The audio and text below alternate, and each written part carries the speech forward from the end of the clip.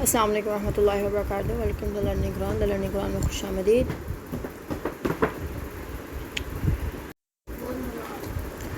سورۃ الحامیم سجدہ کی حامیم سجدہ ہم اسٹارٹ کرنے لگے۔ اس کا نام سورۃ فصلت بھی ہے، ٹھیک ہے۔ ویسے حامیم سجدہ دونوں ایک ہی صورتوں کے، سورۃ فصلت اور حامیم سجدہ دونوں ایک ہی صورتوں کے دو نام ہیں۔ چلیے اسٹارٹ کرتے ہیں۔ بسم اللہ الرحمن الرحیم، شروع اللہ کے نام سے جو مہربان اور نہایت رحم کرنے والا ہے۔ حامیم، حامیم جسے بتائیے حروف مقطعات سے۔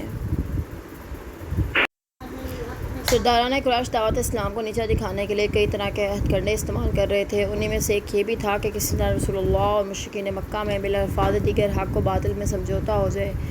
ایک دن رسول اللہ صلی اللہ علیہ وسلم حرم کے ایک گوشے میں اور چند سرداران قریش دوسرے گوشے میں بیٹھے ہوئے تھے۔ عتبہ بن ربیعہ ایک معزز قریشی سردار نہایت بہادر اور فطرتاً نیک دل انسان تھا۔ وہ اپنے ساتھیوں سے کہنے لگا کہ میں محمد پر کچھ باتیں پیش کرنا چاہتا ہوں، امید ہے کہ وہ اس میں سے ایک نہ ایک ضرور مان لیں گے، اور اگر اس نے قبول کر لی تو ہم اس مصیبت سے نجات حاصل کر لیں گے۔ اس کے ساتھیوں نے کہا، ابو الولید آپ ضرور یہ کام کیجیے۔ چنانچہ عتبہ وہاں سے اٹھ کر رسول اللہ صلی اللہ علیہ وسلم کے پاس آ بیٹھا اور کہنے لگا، بھتیجے ہماری قوم میں جو تفرقہ پڑ چکا ہے اس سے آپ جانتے ہیں۔ اب میں چند باتیں پیش کرتا ہوں، ان میں سے جو بھی چاہو پسند کر لو۔ مکہ کی ریاست چاہتے ہو یا کسی بڑے گھرانے میں شادی یا مال و دولت، اور اگر آپ کے پاس کوئی جن بوت آتا ہے تو اس کے علاج کی بھی ذمہ داری ہم قبول کرتے ہیں۔ ہم یہ سب کچھ مہیا کر سکتے ہیں اور اس پر بھی راضی ہیں کہ مکہ تمہارا زیر فرمان ہو، مگر تم ان باتوں سے باز آ جاؤ۔ عتبہ بن ربیعہ کی آپ کو پیشکش اور آپ کا جواب، حق و باطل میں سمجھوتا کی کوشش۔ رسول اللہ صلی اللہ علیہ وسلم عتبہ کی باتیں خاموشی سے سنتے رہے۔ جب عتبہ خاموش ہو گیا تو آپ نے عتبہ سے کہا، جو کچھ کہنا تھا کہہ چکے، اب میرا جواب سن لو۔ پھر آپ نے ان باتوں کے جواب میں اسی صورت کی چند ابتدائی آیات پڑھیں۔ جب آپ اس آیت پر پہنچے، فَإِنْ أَعْرَضُوا فَقُلْ أَنذَرْتُكُمْ صَاعِقَةً مِثْلَ صَاعِقَةِ عَادٍ وَثَمُودَ۔ تو عتبہ کے آنسو بہنے لگے اور آپ کے منہ پر ہاتھ رکھ دیا۔ اسے ایک خطرہ محسوس ہونے لگا تھا کہ کہیں ایسا عذاب اسی وقت نہ آن پڑے۔ پھر وہ چپ چاپ وہاں سے اٹھ کر چلا آیا، مگر اب وہ پہلا عتبہ نہ رہا تھا۔ جا کر اپنے ساتھیوں سے کہنے لگا، محمد صلی اللہ علیہ وآلہ وسلم جو کلام پیش کرتا ہے وہ شاعری نہیں، کچھ اور ہی چیز ہے، تم اسے اس کے حال پہ چھوڑ دو۔ اگر وہ عرب پہ غالب آ گیا تو اس میں تمہاری عزت جائے گی، اگر وہ خود ہی ختم ہو گیا تو یہی کچھ تم لوگ چاہتے ہو۔ اس کے ساتھیوں نے کہا، ابو الولید معلوم ہوتا ہے کہ تم پر بھی اس کا جادو چل گیا۔ تنزیل من الرحمن الرحیم، یہ قرآن بڑے مہربان نہایت رحم والے کی طرف سے نازل ہوا ہے۔ کتبہ ایک کتاب، فصلت جدا جدا واضح کر دی گئی آیات، اس کی آیتیں قرآن عربیہ، قرآن عربی زبان میں، لقوم ان لوگوں کے لیے، یعلمون وہ جانتے ہیں۔ ایسی کتاب جس کی آیت تفصیل سے بیان کی گئی ہیں، عربی زبان میں ہے، اور ان لوگوں کے لیے جو علم رکھتے ہیں۔ بشیراً و نذیراً، خوشخبری دینے والا اور ڈرانے والا۔ فأعرض سو منہ پھیر لیا، اکثرہم ان میں سے اکثر، فہم پس وہ لا یسمعون نہیں سنتے۔ یہ بشارت دینے والا اور ڈرانے والا ہے، مگر ان لوگوں نے اس سے اعراض کیا اور وہ سنتے ہی نہیں۔ قرآن کی 4 صفات کا ذکر ہے۔ یہ تمہیدی آیات ہے جس میں قرآن کی چند صفات بیان کر کے اسے متعارف کرایا جا رہا ہے۔ اس کی پہلی صفت یہ ہے کہ وہ یہ نہ محمد صلی اللہ علیہ وسلم کا اپنا کلام ہے، نہ ہی کسی دوسرے آدمی کا، بلکہ یہ ہستی کی طرف سے نازل شدہ ہے جو رحمان اور رحیم ہے، اپنی مخلوق پر بے انتہا مہربان ہے، اور اس کی رحمت ہی کا تقاضا ہے کہ اس نے اپنے بندوں کی فلاح و سعادت کے لیے قرآن جیسی عظیم نعمت نازل فرمائی۔ اگر کوئی شخص اس نعمت سے فائدہ نہیں اٹھاتا تو وہ انتہائی ناشکرا اور ناقدر شناس ہے۔ اس کتاب کی دوسری صفت یہ ہے کہ اس کی آیات کھول کھول کر بیان کیا گیا ہے، نئے سے نئے پیرائے میں بار بار بیان کیا گیا ہے، تاکہ سمجھنے میں کوئی بہام، کوئی پیچیدگی، کوئی گنجلک باقی نہ رہے۔ نیز اس میں سینکڑوں قسم کے مضامین ایک دوسرے سے بالکل الگ الگ کر کے پیش کیے گئے ہیں۔ اس کی تیسری صفت یہ ہے کہ قرآن عربی زبان میں ہے، تاکہ اس کے پڑھنے، پڑھانے اور سمجھانے میں کوئی مشکل پیش نہ آئے اور قوم کے لیے نہ فہمی کا کوئی عذر باقی نہ رہے۔ تاہم اس سے فائدہ وہی لوگ اٹھا سکتے ہیں جو اہل علم و دانش ہیں، جہالت کی بنا پر ہٹ جانے والے اس سے فائدہ نہیں اٹھا سکتے۔ اس کی چوتھی صفت یہ ہے کہ کتاب نہ کوئی افسانوی تخیل ہے، نہ ہی انشاء پردازی کا نمونہ، بلکہ یہ تمام دنیا کو خبردار کر رہی ہے کہ اس کی تعلیم کو مان لینے کے نتائج شاندار اور نہ ماننے کے نتائج نہایت ہولناک ہیں۔ وقالوا، انہوں نے کہا، قلوبنا ہمارے دل، فی اکنۃ پردوں میں، مما اس سے جو تدعونا تم بلاتے ہو ہمیں، الیہ اس کی طرف، وفی اذاننا اور ہمارے کانوں میں وقرن اور بوجھ ومن بیننا اور ہمارے درمیان وبینک اور تمہارے درمیان حجاب ایک پردہ فعمل سو تم کام کرو اننا بے شک ہم عاملون کام کرتے ہیں۔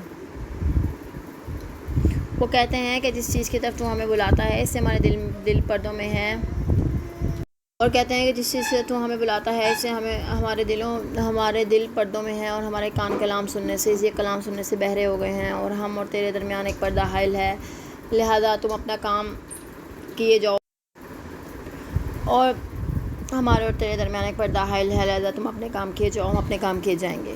قرآن کی ان گوناگوں خوبیوں کے باوجود زیادہ تر لوگ اس کی مخالفت پر اتر آئے ہیں، وہ اس کی آیت کو تسلیم کرنا تو درکنار سننا بھی گوارا نہیں کرتے، پھر اپنی اس خصلت پر فخر بھی کرتے ہیں اور کہتے ہیں کہ اس کی تعلیم ہمارے دلوں پر مطلقاً اثر انداز نہیں ہوتی ہے، ہمارے دل ایسے اثرات قبول کرنے سے کلیتاً محفوظ ہیں، بلکہ ہمیں تو ان آیات کا سننا بھی گوارا نہیں۔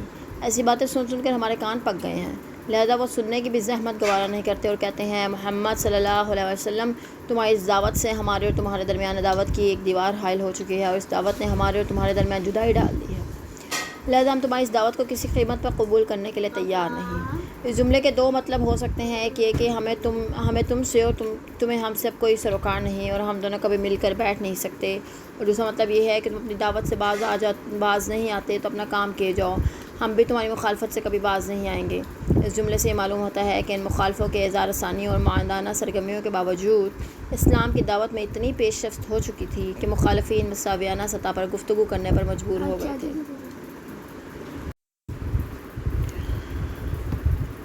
قل فرما دیں انما اس کے سوا نہیں، انا بشرون ایک بشر مثلکم تم جیسا، یوحا وحی کی جاتی ہے، الیہ میری طرف، انما یہ کہ الہکم تمہارا معبود الہ واحد معبود یکتا، فاستقیموا پس سیدھے رہو، الیہ اس کی طرف، فاستغفروہ اور اس سے مغفرت مانگو، وویل اور خراب ہے للمشرکین مشرکوں کے لیے۔ آپ ان سے کہیے میں تو تمہارے جیسا ایک انسان ہوں، میری طرف وحی کی جاتی ہے کہ تمہارا الہ بس ایک ہی الہ ہے، لہذا سیدھے اسی کی طرف متوجہ رہو، اسی سے معافی مانگو، اور ان مشرکوں کے لیے ہلاکت ہے۔ اس لیے میں نہ تو تمہارے دلوں کے پردوں کو ہٹا سکتا ہوں، نہ تمہاری ثقل و سماعت کو دور کر سکتا ہوں، اور جو دعوت اور مخالفت کی دیوار تم نے حائل کر رکھی ہے میں اسے گرا دینے کی بھی طاقت نہیں رکھتا، کیونکہ میں بھی تمہاری طرح ایک انسان ہوں، یہ کام انسان کی بساط سے باہر ہے۔ ہاں تمہارے جیسا انسان ہونے کے باوجود میں یہ ضرور دعویٰ کرتا ہوں کہ محمد کہ مجھ پر اللہ تعالیٰ کی طرف سے وحی نازل کی جاتی ہے، جس کا بنیادی مضمون یہی ہے کہ تمہارا الہ صرف ایک الہ ہے اور وہ اللہ تعالیٰ ہے۔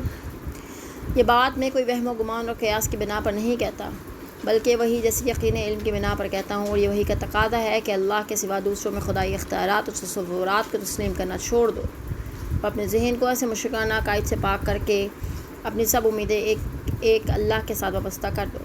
فریاد کے لیے پکارو تو اسی کو پکارو، اور پہلے جو غلط روش تم نے اختیار کر رکھی تھی اس کے لیے پروردگار سے معافی مانگو، ورنہ اللہ تعالیٰ کے ساتھ دوسروں کو بھی پکارنے والوں کا انجام تباہی کے سوا کچھ نہیں۔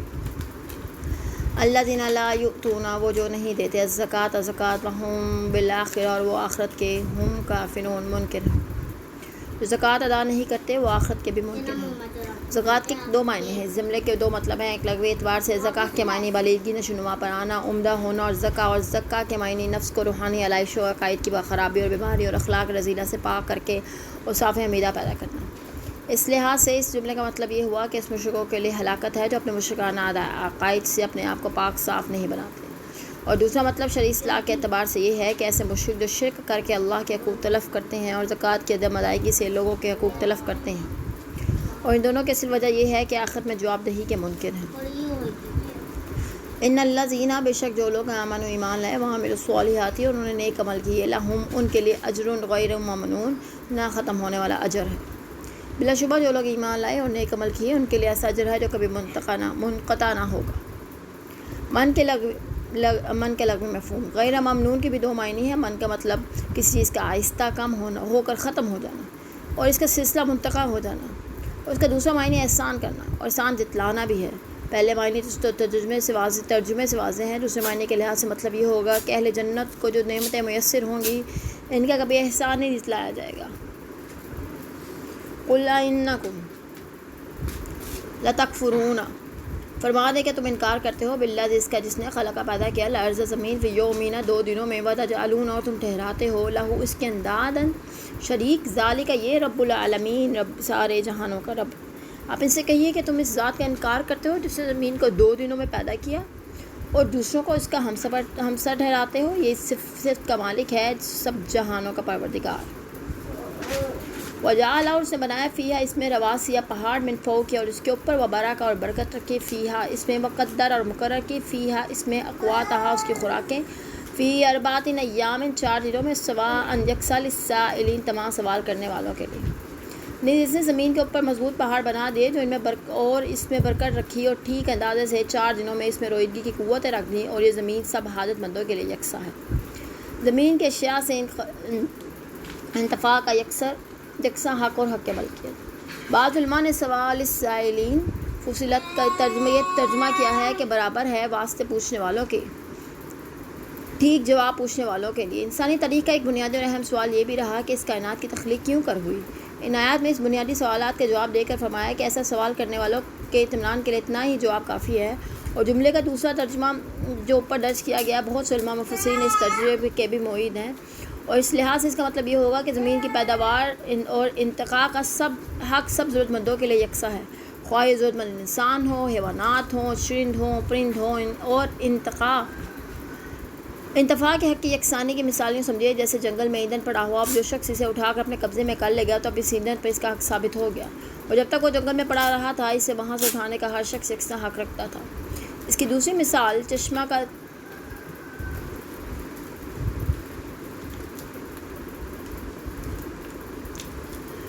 یا دریا کا پانی ہے. ہر شخص وہاں سے پانی لانے کا یکساں حق رکھتا ہے، لیکن جب کوئی شخص وہاں سے پانی لے کر اس پر اپنا قبضہ کر لے تو اب یہ پانی اسی کا ہو گیا، اس میں دوسروں کا حق نہ رہا. اسی طرح بنجر زمین آباد کرنے کا حق، اس سے فائدہ اٹھانے کا حق سب کے لیے یکساں ہے، مگر جب کوئی شخص محنت کر کے اس کو آباد کر لے تو اس کا حق ثابت اور دوسروں کا حق ختم ہو گیا. یہ حق ملکیت کا اسلامی اصول اور اسی لحاظ سے ہم نے یہ ترجمہ اختیار کیا ہے.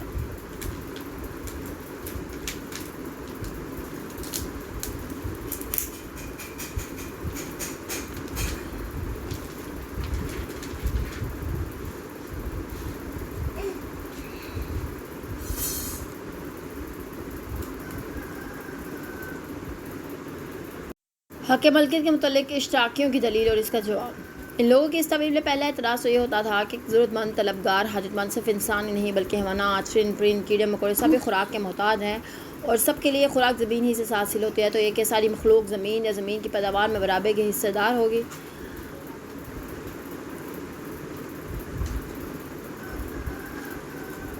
اگر زمین کو انفرادی ملکیت سے آزاد کر کے اس کی پیداوار کو صرف انسانوں میں برابر تقسیم کیا جائے تو دوسری مخلوق سوا للسائلین کے زمرے سے نکالنے کی کیا دلیل ہے؟ اور دوسرا سوال یہ پیدا ہوتا ہے کہ کیا زمین سب مخلوق میں برابر تقسیم ہوگی یا اس کی پیداوار؟ اور تیسرا سوال یہ ہے کہ عملاً ایسا ممکن ہے کہ اگر حکومت زمین کو انفرادی ملکیت سے نکال کے اپنے تحویل میں لے لے تو کیسے ہوئی؟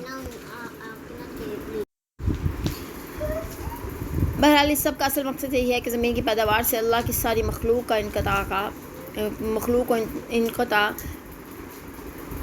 انتفاع کا حق ایک جیسا ہے، جیسا کہ پہلے 2 مثالوں سے واضح کیا جا چکا ہے، اور انسانوں کے علاوہ دوسری جانور مخلوق میں زمین کی اشیاء سے فیضیاب ہو رہی ہے اور اس کا حق بھی رکھتی ہے. ثم استویٰ پھر اس نے توجہ فرمائی الی السماء آسمان کی طرف، وہی اور وہ دخان ایک دھواں، فقالا تو اس نے کہا لہا اس سے، والارض اور زمین سے، وآیاتنا زمین سے، آتیا تم دونوں آؤ، تو خوشی سے او کرہن یا ناخوشی سے، قالتا تو ان دونوں نے کہا آتینا ہم دونوں حاضر ہیں، طائعین خوشی سے. پھر وہ آسمان کی طرف متوجہ ہوا جو اس وقت صرف دھواں تھا، تو اس نے اس طرح کے آسمان اور زمین سے کہا وجود میں آ جاؤ، خواہ تم چاہو یا نہ چاہو. تم دونوں نے کہا ہم فرما برداروں کی طرح آ گئے. زمین و آسمان کا ملا جواب ملغوبہ. اس آیت میں ثم کا لفظ زمانی ترتیب کے لحاظ سے نہیں ہے بلکہ زمین و آسمان کی تخلیق کے ایک پہلو سے ہے. بالفاظ دیگر یہ زمین کی تخلیق کے بعد کا واقعہ نہیں بلکہ پہلے کا ہے جس پہ بعد میں بیان کیا گیا، اور اس کی واضح دلیل یہ ہے یعنی زمین و آسمان پہلے ملے جلے اور گڈ مڈ تھے، ہم نے انہیں جدا جدا بنایا. اور یہاں یہ بات کی جا رہی ہے کہ اس وقت فضائے بسیط میں صرف دھواں ہی دھواں تھا یا مرکب قسم کی گیسیں تھیں، یعنی کائنات کی ابتدائی حولہ بھی گیسوں کا مجموعہ تھا. اس گیسوں کے مجموعے سے ہی اللہ تعالیٰ نے زمین، آسمان، سورج، چاند، ستارے سب کچھ بنا دیے. کائنات کے جس نقشے کا اللہ تعالیٰ نے ارادہ کیا تھا کہ زمین فلاں مقام پر اور اتنی جسامت کی ہونی چاہیے، آسمان ایسا ہونا چاہیے، سورج فلاں مقام پر اور زمین سے اتنے فاصلے پر اور اتنی جسامت کا ہونا چاہیے، ستارے اور کہکشائیں، چاند اور ستارے ایسے اور ایسے ہونے چاہیے۔ غرض اللہ تعالیٰ کے ارادے کے مطابق گیسوں کا اس حولہ سے یہ سب چیزیں بنتی چلی گئی، اور اس طرح کائنات کی تخلیق پر 6 یوم صرف ہوئے، یعنی کہ 6 دن۔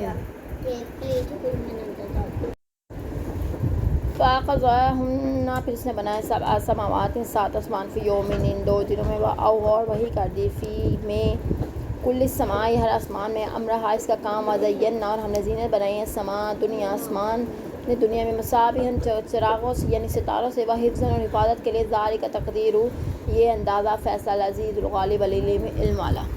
پھر اس نے 2 دنوں میں 7 آسمان بنا ڈالے، اور ہر آسمان میں اس کا قانون وحی کیا، اور ہم نے آسمان دنیا کے چراغوں، آسمان دنیا یعنی یہ جو دنیا کا آسمان ہے، ہم نے آسمان دنیا کو چراغوں سے سجا دیا اور ان سے حفاظت کا کام لیا، اور اس سب پر غالب اور ہر چیز کو جاننے والے کی منصوبہ بندی ہے۔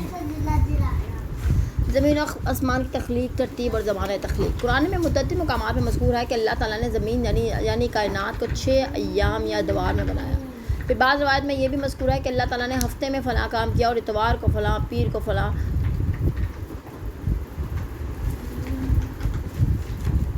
یعنی کہ اللہ تعالیٰ نے 6 دنوں کے اندر زمین و آسمان کو پیدا کیا۔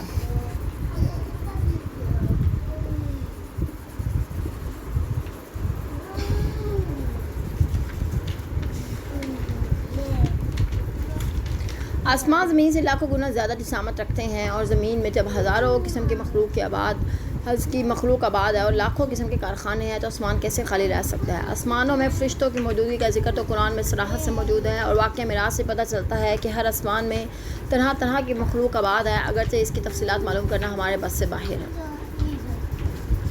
اشیاء کائنات کے کثیر المقاصد ہونے کے ساتھ حسین و مربوط ہونا، اس کائنات کی ہر چیز جہاں کئی مقاصد پورے کر رہی ہیں، ذوق جمال کے لحاظ سے بھی راحت بخش ہے۔ یہ ممکن تھا کہ ایک چیز سے فائدے تو کئی ہوں مگر وہ قریب المنظر ہو، مگر کائنات میں ایسی کوئی بات نہیں۔ پھر ان تمام اشیاء کے باہمی ربط بھی، تعاون بھی ہے۔ پھر ان تمام اشیاء میں باہمی ربط بھی ہے اور تعاون بھی ہے۔ اس سے 2 باتوں کا پتہ چلتا ہے کہ اس کائنات کا خالق صرف ایک ہی ہو سکتا ہے، اور وہ اتنا زوراور ہے کہ ہر چیز سے اپنی مرضی کے موافق کام لے رہا ہے اور لے سکتا ہے۔ دوسری یہ کہ خالق کی کائنات کی ایک چیز کی کیفیت اور ماہیت، دونوں چیزوں کا مکمل علم رکھتا ہے۔ فَإِنْ أَعْرَضُوا، پھر اگر آرزو وہ منہ موڑ لے، فَقُلْ تو فرما دیں، أَنذَرْتُكُمْ میں ڈراتا ہوں تمہیں، صَاعِقَةً ایک چنگھاڑ، مثل صَاعِقَةٍ جیسے چنگھاڑ، عاد و ثمود، قوم عاد اور قوم ثمود۔ پھر اگر وہ اس طرح اعراض کرے تو آپ مجھ سے کہیے کہ میں تمہیں ایسی ہی کڑک کے عذاب سے ڈراتا ہوں جیسی قوم عاد اور ثمود پہ گری تھی۔ یعنی اس قرآن کی صفات اور اس قرآن کو نازل کرنے والی ہستی کے عظیم الشان آیات قدرت سننے کے بعد بھی اگر کفار مکہ نصیحت قبول کرنے اور توحید اسلام کی راہ اختیار کرنے سے اعراض کرتے ہیں، تو پھر ان پر بھی ایسی بجلیاں گر سکتی ہیں جیسے عاد اور ثمود پہ گری تھی۔ ہم نے 13 آیات مکمل کر لی ہیں، یہاں پہ نیکسٹ ویڈیو میں ملاقات کرتے ہیں۔ اللہ حافظ۔